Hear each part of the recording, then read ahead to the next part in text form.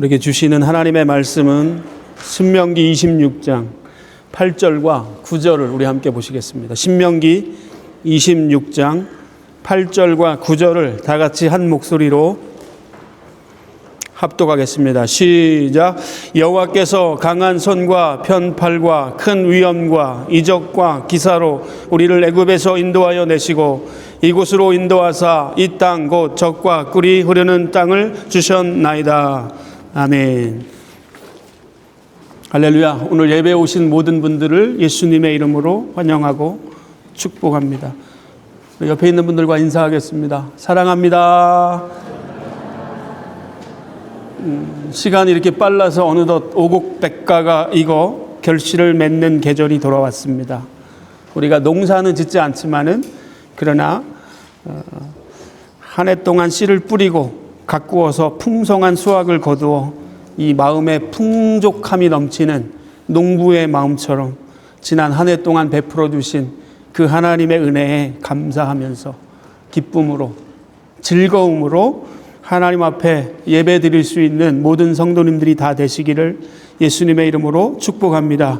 오늘 우리가 읽은 본문은 40년 광야 생활을 끝내고 약속의 땅으로 들어가기 직전에 하나님께서 이스라엘 백성에게 주신 말씀입니다. 약속의 땅에 들어가게 될 텐데 너희는 그 땅에 들어가서 이런 마음가짐으로 살아가라 하면서 주신 말씀입니다. 그 핵심 주제가 무엇이냐? 감사입니다. 감사가 무엇입니까, 여러분? 감사는 자신이 가진 최고의 것을 기쁨으로 드리는 것입니다. 2절을 보시면 내 하나님 여호와께서 내게 주신 땅에서 그 토지의 모든 소산의 만물을 거둘 때에, 여기 만물이라는 단어가 나옵니다. 처음이라는 뜻입니다. 첫 열매, 첫 소산을 하나님께 드리라는 것입니다. 그 의미는 가장 귀한 것을 드리라는 뜻입니다. 여러분, 하나님께서 비싼 것을 원하실까요? 그렇지 않습니다. 하나님은 오늘도 우리의 모든 사정을 너무 잘 아십니다. 하나님은 가난한 과부의 엽전 두립도 기쁨으로 받으셨습니다. 여기 나오는 만물, 첫 소산입니다. 첫 열매입니다. 가장 귀한 것입니다. 정성을 다해서 자원함으로, 기쁨으로, 감사함으로 드리라는 의미입니다.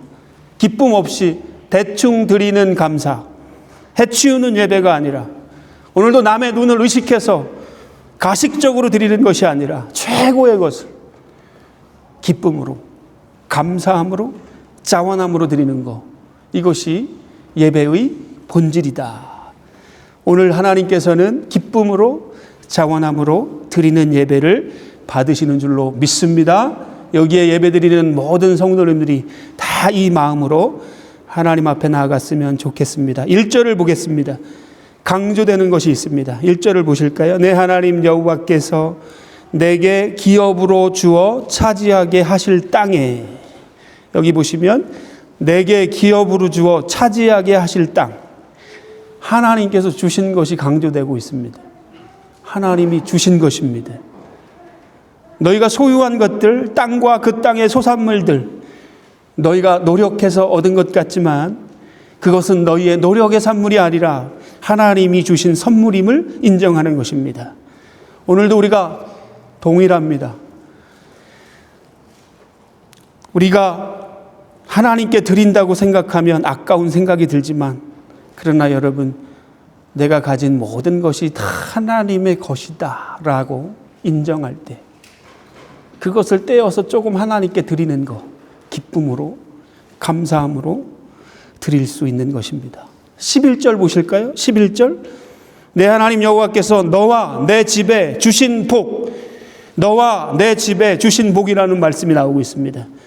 여기서 복은 토지 소산의 첫 열매도 열매이겠지만 넘어서 이스라엘에게 허락한 모든 좋은 것, 그것이 다 하나님께서 우리에게 주신 것이라고 말씀하고 있습니다.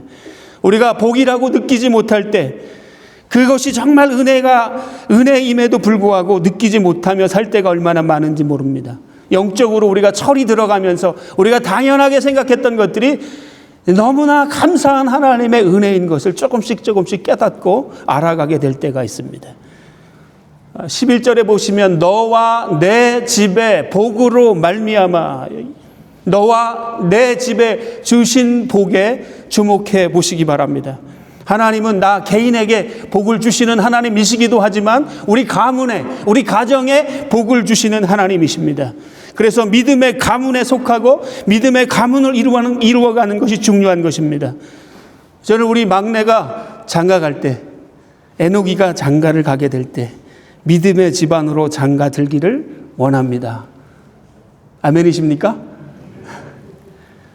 그 집안이 하나님을 예배하고 기도하고 감사하는 집안이 되었으면 좋겠습니다.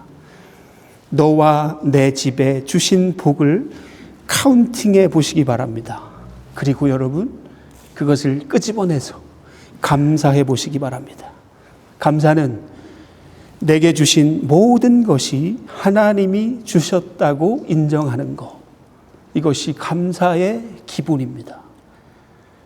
오늘 내가 누리는 것, 소유한 것, 성취한 것, 이 모든 것이 하나님의 은혜로 된 것입니다 라고 우리가 마음을 다해서 고백할 때 그 고백의 틈으로 하나님의 은혜가 흐르고 넘치게 되는 줄로 믿습니다. 10절을 보실까요? 여호와여, 이제 내가 주께서 내게 주신 토지 소산의 만물을 가져왔나이다 하고 너는 그것을 내 하나님 여호와 앞에 두고 여호와 앞에 경배할 것이며, 10절을 영어 성경에 보니까 bow down before him 이렇게 돼 있어요. 겸손입니다. 겸손이에요. 교만한 사람은 감사할 수 없습니다. 왜요? 다 자기가 이루었다고 생각하기 때문에 어떻게 감사할 수 있겠습니까? 이 모든 것이 하나님의 은혜로 된 것입니다. 겸손한 자가 감사할 수 있는 것입니다. 감사는 절하면서 고개를 숙이고 허리를 숙이면서 하는 것입니다. 이 모든 것을 하나님의 은혜로 된 것이라고 인정하기 때문에 교만할 여지가 없습니다. 교만은 자신이 제일 늦게 눈치챈다는 사실을 아십니까? 오늘 추수감사주의를 하나님 앞에 드리면서 내가 조금 살만해졌다고, 조금 힘을 가졌다고, 성공했다고, 성취했다고 나도 모르게 어깨에 힘이 들어갈 수도 있어요. 교만한 모습이 우리 안에 있지는 않습니까? 여러분, 다 하나님이 주신 것입니다. 생명도, 소유도, 성공도, 성취도, 가정도, 자녀도 다 하나님이 주신 것입니다.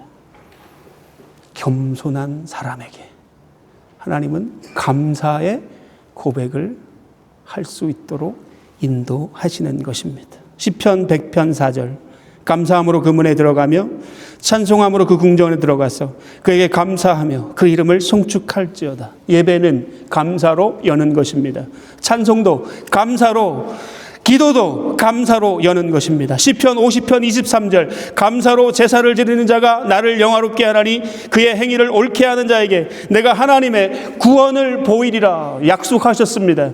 감사함으로 하나님을 찾고 감사함으로 예배하고 감사함으로 기도할 때 하나님께서는 그렇게 감사하는 자들을 통해서 당신의 구원을 보이시겠다 약속하셨어요. 이렇게 감사를 고백하면서 하나님 앞에 나아가는 사람들이 반드시 해야 할 일이 있었습니다. 제사장 앞에 가서 자신의 입술을 열어서 신앙의 고백을 해야 했습니다. 3절에 보시면 그때에 제사장에게 나아가 그에게 이르기를 내가 오늘 당신의 하나님 여호와께 아뢰나이다. 나아가서 고백을 하고 있어요. 무슨 고백을 하고 있습니까? 여기까지 하나님께서 우리를 인도해 주셨습니다.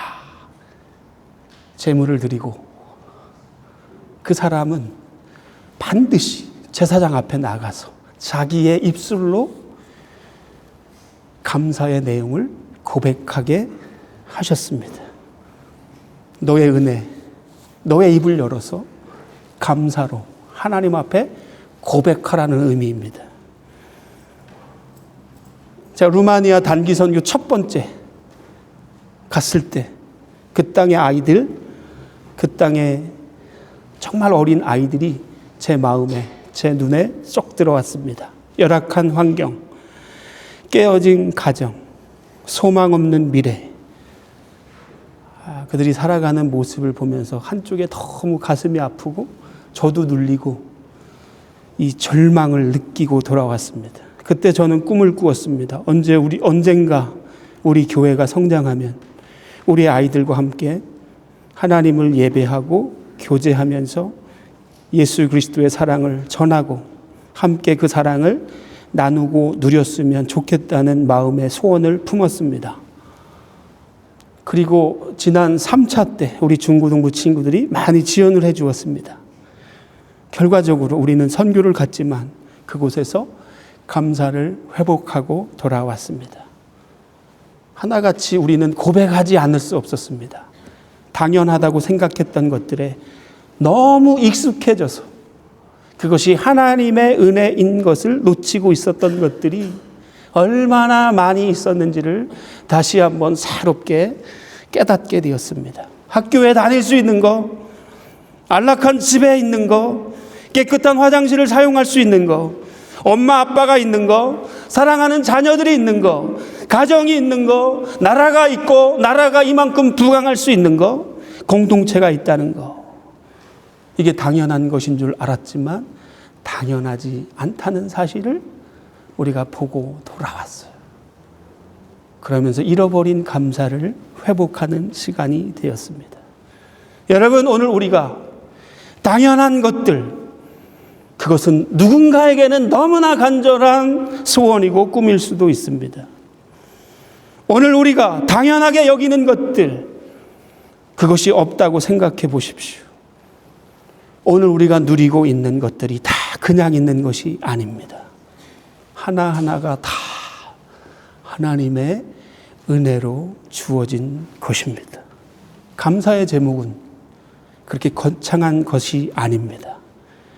내 주변의 가장 작은 것들을 당연하게 여기지 않는 것, 이것이 감사의 시작입니다.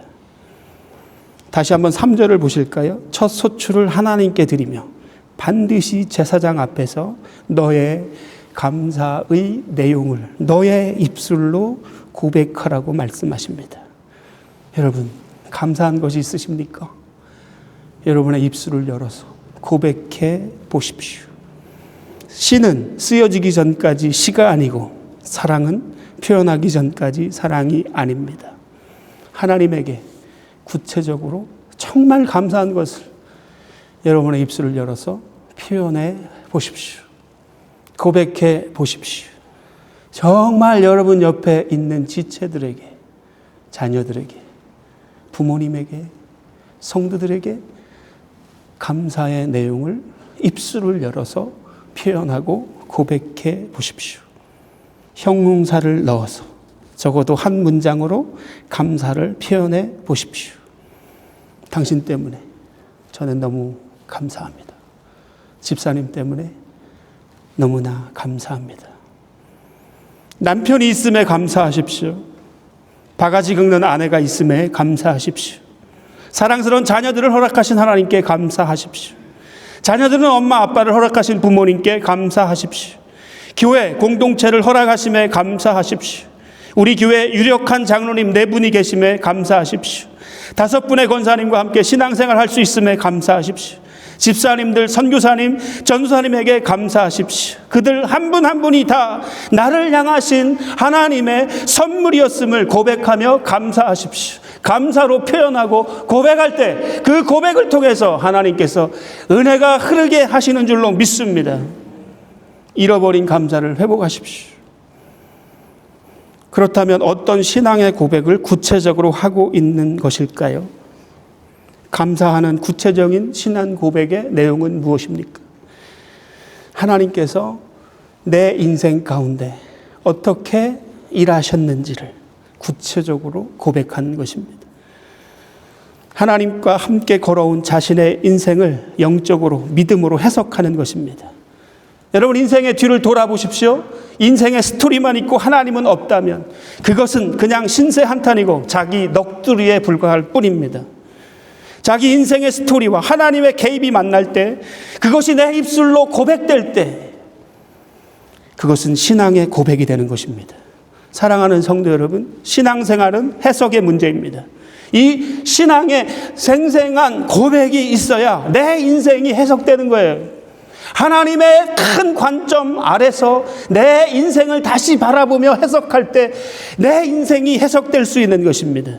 이 신앙 고백을 통해서 우리는 우리 인생을 주관하시는 그 하나님을 인정하게 되는 것입니다. 이 신앙 고백을 하는데 한번 5절을 보시겠습니다. 내 조상은 방랑하는 아람 사람으로서 애굽에 내려가 거기에 소수로 거류하더니 거기에서 크고 강하고 번성한 민족이 되었는데, 자, 지난 날의 역사를 돌아보는 것입니다. 5절에 보니까 노예 생활부터 고백하고 있습니다. 여러분, 처음 이스라엘 백성들은 방랑자들이었습니다. 집이 없는 사람들, 가난한 사람들, 70명의 작은 무리였습니다. 그 작은 무리가 400년이 지나면서 200만이 되었습니다. 이스라엘 백성들이 이렇게 크고 번성하게 된 것이 결코 그들이 좋은 환경이 아니었다는 사실을 우리는 성경을 통해서 보게 됩니다. 그들은 노예였습니다. 6절 보겠습니다. 애굽 사람들이 우리를 학대하며 우리를 괴롭히며 우리에게 중노동을 시켰습니다. 이집트의 화려한 문명을 만들기 위해서 200만의 히브리 민족들, 히브리 사람들은 노역에 시달렸습니다. 고생을 많이 했습니다. 피눈물 많이 흘렸습니다. 7절 볼까요? 우리의 고통과 신고와 압제를 당했습니다. 여러분, 그들은 가난했고 고통을 당했고 중노동으로 육체적으로 피곤했고 폭압, 인권 유린, 정신적인 스트레스로 힘들게 살았습니다. 그런데 5절을 보니까 그 가운데 오히려 이스라엘 백성은 더 강한 백성으로 번성하게 되었다는 사실입니다. 고난을 당하고 어려움이 계속되면 이 민족이 없어지거나 사라지고 줄어들어야 하는 것이 정상이 아닙니까? 약해져야 하는데 고난 속에서 더 강한 백성으로 번성하게 된 것입니다. 이것이 하나님의 백성들에게 주시는 우리 하나님의 역설적인 축복인 줄로 믿습니다. 우리가 오늘도 성장하고 번성하는, 항상 좋은 환경에서만 성장하고 번성하는 게 아니에요. 이스라엘 백성처럼 우리 가운데 고난이 있습니다. 어려움이 있습니다. 감당하기 힘든 문제가 있습니다. 그러나 그런 시간들을 통해서 하나님께서는 우리를 번성하게 하시고 자라가게 하시고 성숙하게 하시는 줄로 믿습니다. 오늘 이스라엘 백성들을 인도하시는 하나님의 역사를 자세히 살펴보십시오. 길이 다 열린 게 아니었어요. 어려움이 없었던 것이 아닙니다. 너무나 어렵고 곤고하고 힘든 고난의 한 가운데서 그럼에도 불구하고 하나님께서 그 백성들을 인도해 가시면서 번성케 하셨던 역사를 우리가 보게 됩니다. 하나님의 은혜가 흐르면 고난 속에 더 강해지고 더 성숙해지는 줄로 믿습니다. 고난 가운데 정금 같은 믿음의 사람으로 연단되어서 더 강한 민족이 되는 거예요. 역설적으로 이것은 그들에게 더 큰 하나님의 축복이 되었던 것입니다. 그러나 그들이 이 고난의 시간을 보내면서도 하나님의 은혜와 축복을 경험할 수 있었던 너무나 중요한 사실 하나를 7절에서 우리가 발견하게 됩니다. 우리 7절을 보겠습니다. 우리 조상의 하나님 여호와께 부르짖었더니, 저는 그 답을 여기서 찾습니다. 어떻게 고난 가운데 그들이 번성할 수 있었는가? 어떻게 모든 것이 다 막힌 상황 가운데서도 그들을 엑소더스, 출애굽할 수 있는 은혜가 있었는가? 그들이 그때마다 하나님 앞에 부르짖었다. 비결을 우리가 발견하게 됩니다. 여호와께서 우리 음성을 들으시고, 하나님은 오늘도 우리가 부르짖을 때 들으시는 하나님이신 줄로 믿습니다. 귀를 지으신 자가 누구냐? 귀를 지으신 자가 하나님이기 때문에 하나님은 오늘도 우리가 기도할 때 우리의 기도를 들으시는 분이십니다. 고통 가운데, 고난 가운데, 어려움 가운데 기도로 돌파구를 찾았던 것입니다. 인간적으로는 참을 수 없고 감당할 수 없었어요. 그러나 그들이 하나님 앞에 부르짖으며 기도했을 때 하나님께서 개입하셨던 것입니다. 사랑하는 성도 여러분, 우리가 기도할 때 하나님이 일하시는 줄로 믿습니다. 이집트는 당시 세계 최고의 강대국이었습니다. 큰 문명을 유지하고 돌리기 위해서 이집트가 이 히브리 민족 200만은 그 노동력을 그냥 가만히 두지 않았어요. 이집트보다 더 강한 자가 그 당시에 없었습니다. 그러나 그들이 여호와 하나님 앞에 부르짖었을 때 우리 하나님께서 그들 가운데 개입하셨어요. 오늘 설교의 제목이에요. 8절을 읽겠습니다. 여호와께서 강한 손과 편팔과 큰 위엄과 이적과 기사로 우리를 애굽에서 인도하여 내시고. 제가 가장 좋아하는 소리가 있습니다. 기도 소리입니다. 저는 곳곳에서 들리는 기도 소리를 좋아합니다. 우리 교회 찬양팀의 기도 소리, 중부기도팀의 기도 소리, 새벽 기도 때 들리는 기도 소리, 요즘엔 우리 중고등부 친구들의 기도 소리가 있습니다. 사랑하는 성도 여러분, 기도하는 백성은 망하지 않습니다. 기도하는 교회는 하나님이 역사하십니다. 제가 정말 감사한 것이 있습니다. 우리 교회 항암 치료를 하셨던 분들이 3분 있습니다. 그때마다 어려움을 당할 때마다 온 교회가 한 마음으로 합심하여 기도할 때 하나님은 그 부르짖는 기도를 들으시고 일하신 줄로 믿습니다. 기도할 때 하나님이 치료해 주시는 것입니다.